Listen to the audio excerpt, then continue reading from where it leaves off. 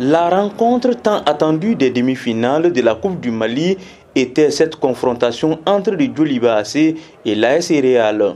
Les Rouges qui visent un doublé Coupe du Mali et championnat ont dès le début de la rencontre montré les couleurs en multipliant les actions offensives.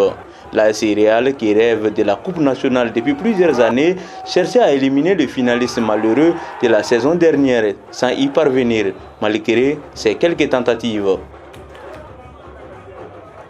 On n'a vraiment pas su imposer notre style de jouer. Ils nous ont empêchés vraiment durant tous les matchs.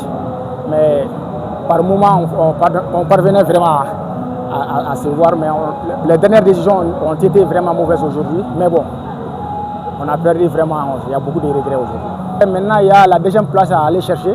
Puisque vraiment on est distancé aussi par le Djoliba pour la première place. Donc on va se battre maintenant pour avoir la deuxième place pour une sortie africaine.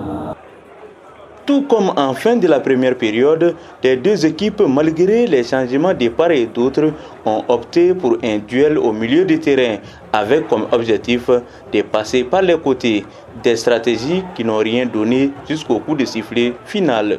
Même les prolongations n'ont pas permis de déterminer le vainqueur. Il a fallu l'ultime séance des tirs au but, à l'issue de laquelle le Djoliba s'est imposé 5-4 pour rejoindre le FC Diarra en finale de la 65e édition de la Coupe nationale. Un match difficile, oui, parce que c'est une demi-finale de Coupe nationale. Il n'y a jamais de match aussi facile en Coupe nationale, qui plus est en demi-finale qui est la dernière étape, pour s'inviter au banquet final.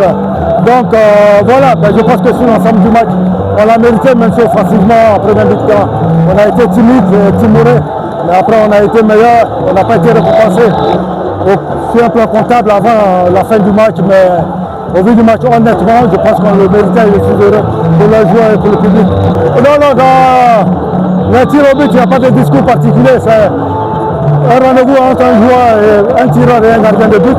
Il faut maîtriser la pression et comme je l'ai dit, de choisir un côté, d'appuyer le ballon. Après, le reste, c'est le gardien qui fait un exploit ou pas. Il n'y a pas de consigne particulière pour ça. Quand vous jouez une finale, on joue une finale pour la gagner, quel que soit l'adversaire. On est seul le parce que entre la finale là, on est seul pour l'œil. Et puis finale, je crois que tu là. Nous on a du ballon, on a la finale là. On est seul pour l'œil quoi. Là pour les dirigeants de la Guinée, je vais se battre où, entraîneur où, zéro. Nous on va sur le moment de nous talabo. Tu veux bien nous talabo nous. Ma, quand je m'amène double gain là, à la trop avec la bonne nation. Le Djoliba rejoint ainsi l'invité surprise de la compétition, le FC Diarra. Les Rouges de Hermakono tenteront de décrocher leur 21e trophée pour la 34e finale de leur histoire.